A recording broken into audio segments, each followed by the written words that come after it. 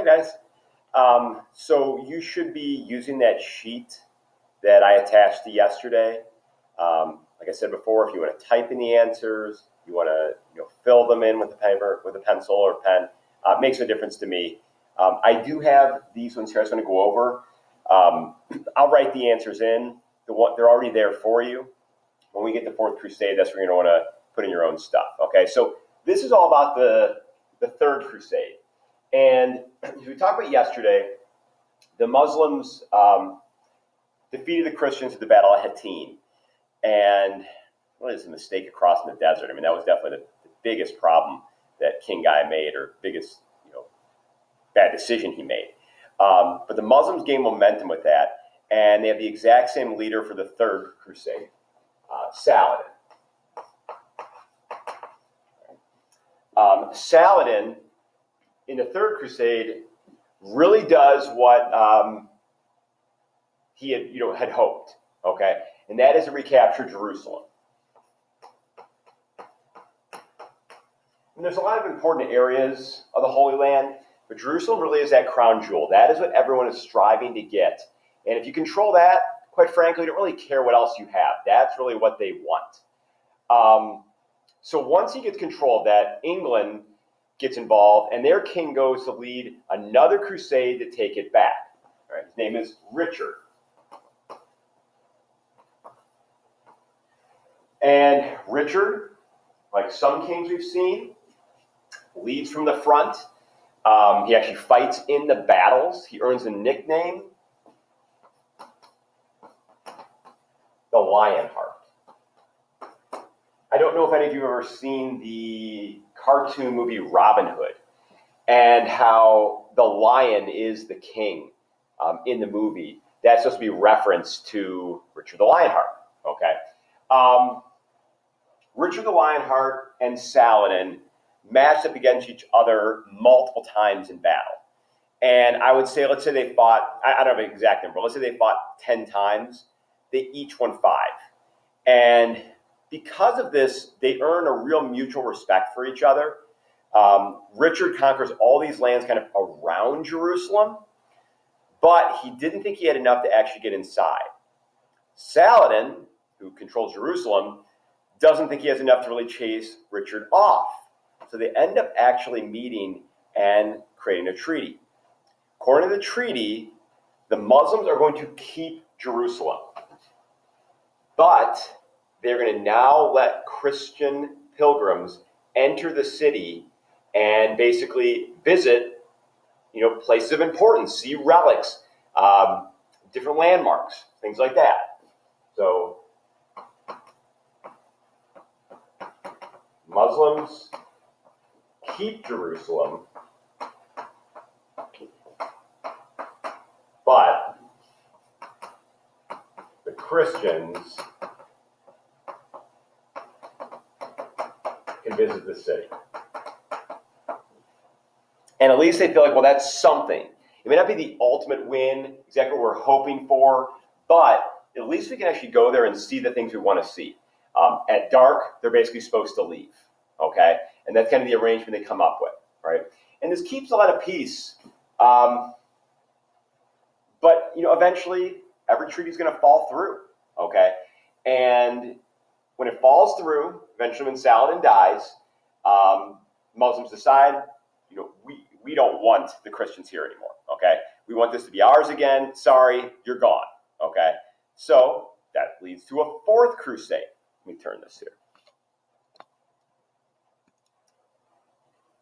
So the Fourth Crusade, once again, the Christian knights head towards Jerusalem.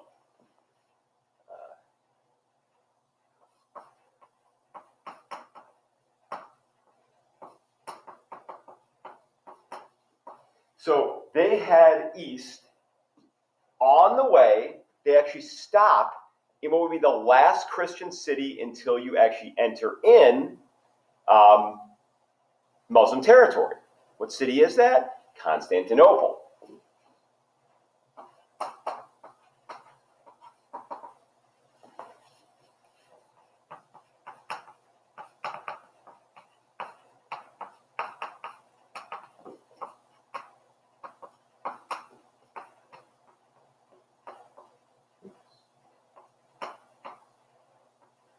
So they get to the city, and hopefully you remember this. Christianity has been divided for a while. You have these Christian knights who are Catholic entering or being, basically going to a city of Orthodox Christians. Well, because they're all Christians, King Constantinople invites the Christians inside the city. Says, why don't you stay here, get a little rest, get a little food in you, and get prepared for the onslaught to bring the city back to Christianity. So they stay there for a couple days. And after a few days, King Constantinople decides, you know what? We're joining you guys. We're going with you. All right? So I'm going to start preparing my army, and then we're going to go. So he prepares his army, and then a day or so later he says, you know what? You guys have had a long journey from, England and Germany and France and Spain. Why don't you stay here a few more days? I'm going to take my army ahead, and I'm going to kind of make preparations, kind of a base closer to where Jerusalem is, so that we can, get ready to take it. So he leaves. Let me see if I have a map I can show you. Actually, I think there is a Crusades map now that I think about it. Yep. All right.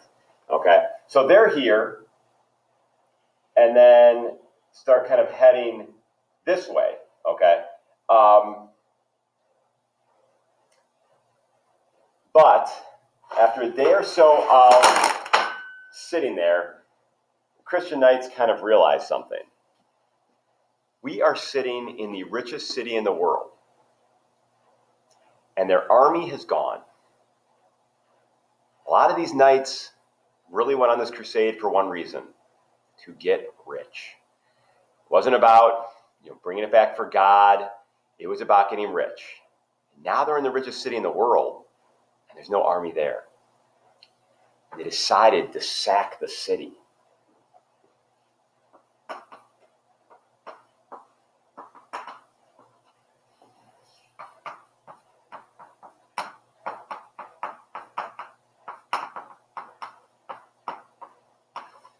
They sack the city.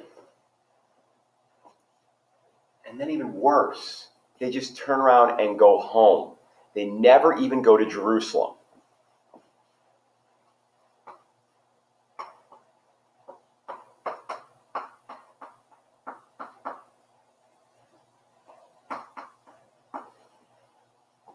So when they're on their way home, they kind of decide, wow, man, I guess I did kind of want to fight a little bit. Darn, where's there someone to attack? On the way home, they come across a few Jewish settlements, and they just attack and murder Jewish people just for kicks, because they wanted to fight a little bit. Some people even say, how is this a crusade? They never even went there. They never even, tried to take it. They just, sacked the city of people who helped them, and they killed a bunch of innocent people on the way home. Well, you're right. I don't get to name these things. I mean, if I got to name it, I'd call it the Jerky Knights of Europe murder people and steal for no reason crusade. But I don't get to name it. So they end up attacking a bunch of Jewish people on the way home.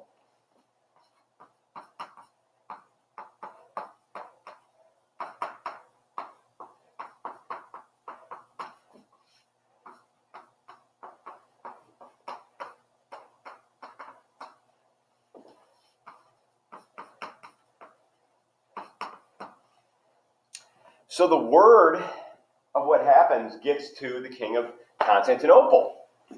He turns around and heads back. He knows he doesn't have a strong enough army to go and attack and chase all these people down. If he does, well, then he leaves his back door open, and maybe the Muslims attack Constantinople and take it from him. So he doesn't know what to do. So he tattles. Who would you tell? I hope you answered the Pope. Right answer. So he tells the Pope. So the Pope finds out, and he calls for the leadership of these knights. So they go to Rome. And you know what's going to happen. No, you don't. The Pope decides he is not going to punish them. He basically tells them, don't do that again. what happened? They gave him about half of what they took. And it just goes to show that this time period was just so corrupt. Most of these people just cared about getting rich. And the Crusades that kind of started as this, like, let's go retake it for God, become like, let's just try to get rich quick. And they're not even punished. This goes on to further sever ties between the Orthodox and Catholics. And leads to a lot of people kind of thinking that there's no possible way they could even win the Crusades. All right, so let me pull this over here. I'm going to turn this up a bit. The next set here.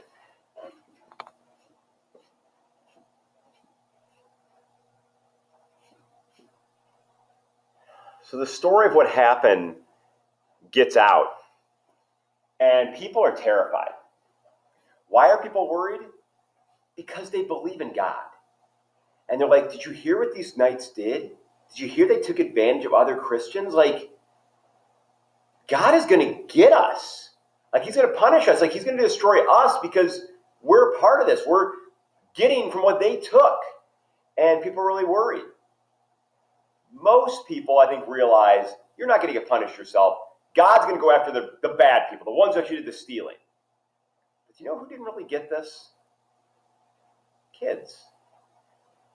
Kids, need to be reassured.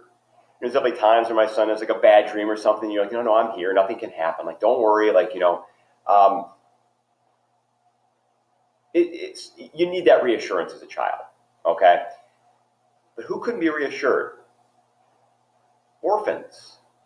Kids who don't have parents to reassure them. And they were really worried. They thought God was going to punish them because of what someone else did. I'm sure you've said this before. Grown-ups always mess everything up. And gosh, in the situation, that's kind of right. That's how the kids felt. So, a group of Christian orphans decide they are going to go retake Jerusalem. One of the strangest, most bizarre events in history is called the Children's Crusade.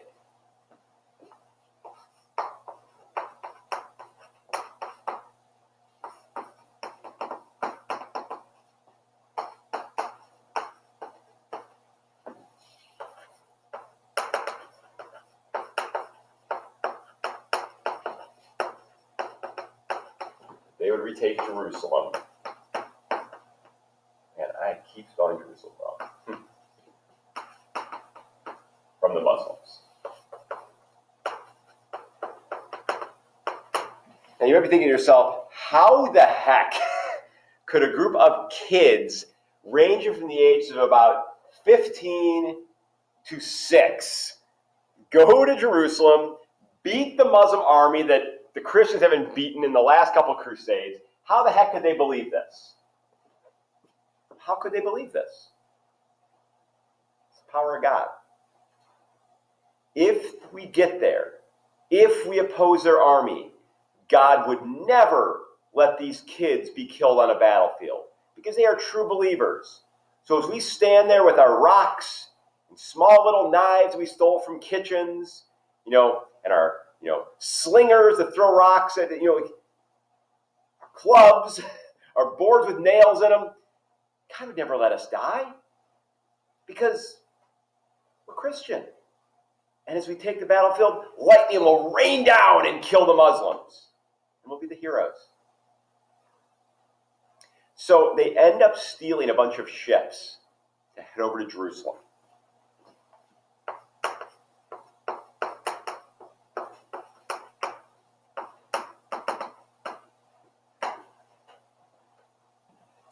I would love to tell you that this has like a fairy tale ending and they retake Jerusalem.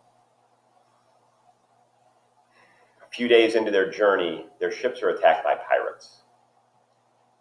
And every single one of them is sold into slavery, and they are never seen again. Poor little kids. Ships that are captured by pirates.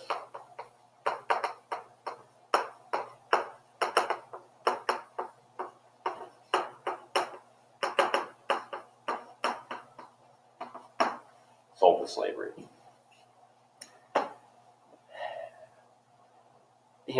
If they had actually won, there is no way this would be the first time you'd ever be hearing this story. This would be the greatest moment in the history of the world. Okay? Sucks, and it makes me feel sad because all they wanted to do was defend God, defend the Holy Land, take it back, and it just goes as bad as it possibly can go. Story is that the creator of Peter Pan heard the story of the Children's Crusade, and he hated the way it ended, and that actually was the catalyst for him coming up with the story. And you think about it, the idea of them stealing ships, supposedly the kids snuck out of their rooms in the middle of the night, basically in their pajamas, and stole these ships. Think about what the kids are wearing in Peter Pan. Think about, what Peter Pan uses when he fights, that little dagger, little knife. Think about who Peter Pan fights against, Captain Hook. Think about the idea of the Lost Boys. Who are the Lost Boys? There's a bunch of kids who don't have any adults around to ruin things. They get to play all day and hang out all day and just have fun. It makes it more bearable when you kind of think of it in that way, and that's kind of how he answered, the feelings. Sad, okay? But you can see how little stories like this can definitely influence writing, okay? So we have, after the Children's Crusade, a fifth crusade. Children's Crusade is actually not known as a fifth crusade. It's kind of like an in-between. There's a sixth crusade, a seventh crusade, an eighth crusade.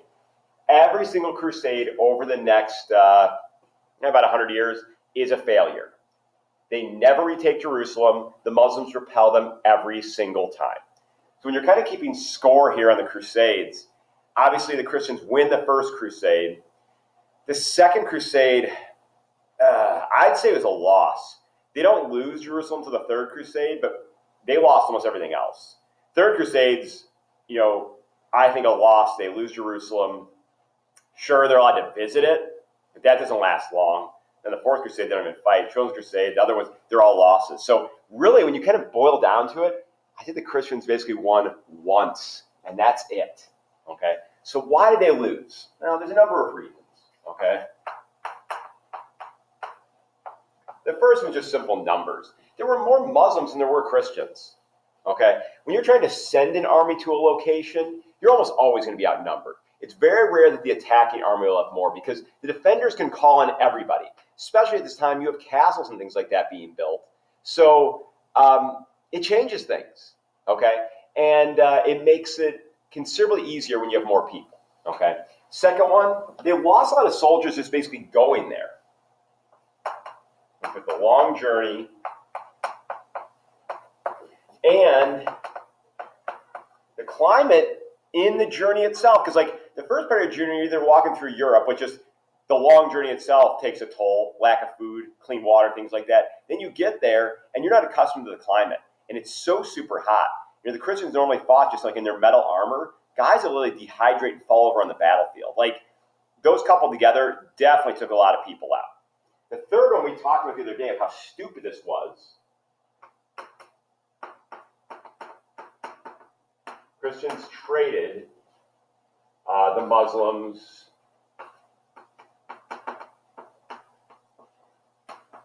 weapons. Like you wonder, could the Muslims have taken cities like Jerusalem without catapults and trebuchets and these advanced weapons? I don't know the answer to that, okay? Maybe they would have figured out how to make it themselves anyways. I don't know, okay? But you don't give your opponent your advantage. There's a reason the United States doesn't sell nuclear weapons.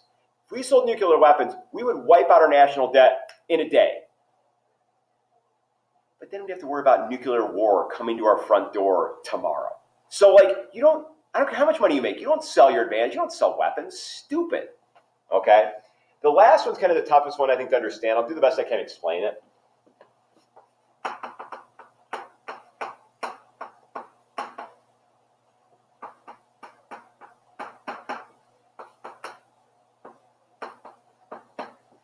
The kings fought amongst themselves. So here's the issue. They're all Christians. But they are all Christians from different countries. England, France, Holy Roman Empire, Spain, all these different places, you're now coming together into one army. So which king's in charge? The question is, or the answer is, they all think they're in charge. The French king's like, oh no, you Englishmen, you send your army out first. And you're thinking like, I'm not going out there first.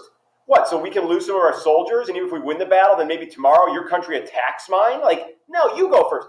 They never could come together with like a unified strategy, okay?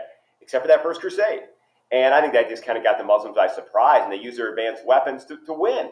I think once it all came down to it, and these things all coupled together, not having a unified force on top of that, it just falls apart, okay?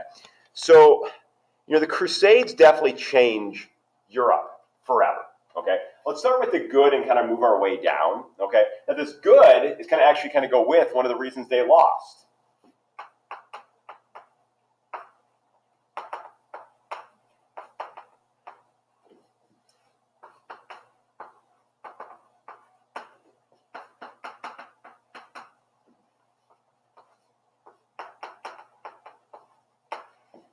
So you're like, Mr. Schutz, you're kind of talking out of both sides of your mouth. How can you say this is the reason they lost, but also say that this is something that's good that changes forever? Because it can be both. So here's the reason, okay? There were things the Muslims wanted, like the weapons. There were also things that the Christians wanted too. One of those things is an advanced medical textbook the Muslims had developed, basically taking all known diseases at the time and talking about treatments and cures that have worked, that haven't worked, okay? Basically keeping a record of like, this is what you do to like cure somebody. This is what hasn't worked and they died anyways. Like, saves you a lot of time and it saves a lot of lives. So from that standpoint, you are going to get things that are good. It's just something them losing the war, in the long run. But today is definitely a positive with this trade opening, okay? If you don't care about the religious aspect, then you definitely think that this is a positive. Okay, the second one. Okay, this one's kind of it's like a win-lose situation.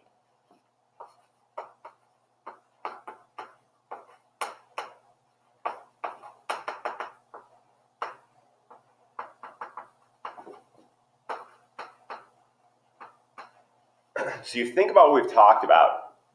I am totally blocking this. And how powerful popes were during this time period. Pope Urban II got everyone to go on the Crusades pretty much out of fear of excommunication. But they lost. So, in a Christian's mind, you got to think about this. Did we lose because our religion's wrong? And they're right? That is a hard pill to swallow. No one wants to believe their religion is wrong, okay? So why do we lose? Well, all these reasons I put up here to you. But these shouldn't matter. If your God wants you to win, he's going to make you win. So why did we lose? The Pope lied. God never told him to retake this. God never said to go. He made it up. He lied. That was the easier pill to swallow. You'd rather believe that the Pope lied than that your religion is wrong. So your religion wasn't wrong. You shouldn't have gone to begin with. So the power of the Pope definitely drastically drops. People do not believe in him the way they did before. Who replaces that? The kings. Why? Well, because the kings are the ones that actually were going there and the ones who were actually fighting with them. And by doing that, that makes people feel a lot better about them and kind of believe that they're the ones who are risking it, whereas the Pope just stayed home. Okay? All right, last one. This is the bad one.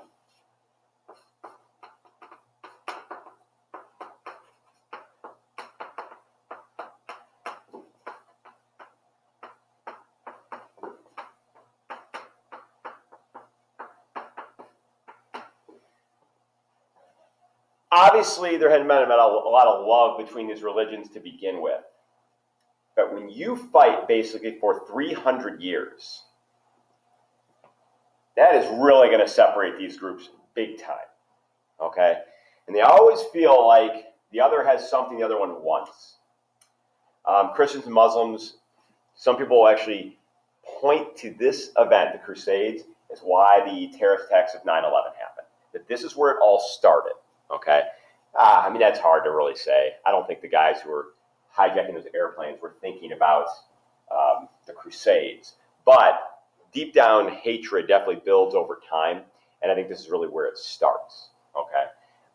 So then why, you say, like, the Jews and Christians, why would they hate each other? Think about the Fourth Crusade. And look at what they did. They just attacked them for kicks. And I don't think Jews from this point on really trusted the Christians because they just didn't feel like they ever were going to be kind of treated the same, okay? Jews and Muslims, why does this happen between them? Well, a lot of Jews are still in this area, okay? And they kind of believe that it is theirs. The Muslims actually will kick the Jews out of Jerusalem and send them, well, they don't send them, but this is where the Jews go. The Jews go to Poland for the most part. Western Russia, Eastern Germany. What is that going to set up for? It's going to set up for the Holocaust. All right. So, all these things kind of, I think, are rooted right here. Crusades are really important from that standpoint that it leads to a lot of things later. Okay. Sadly enough, this third one's one we're kind of combating today. We can't change anything. We just have to deal with what the Crusades kind of left on our plate. Okay. All right.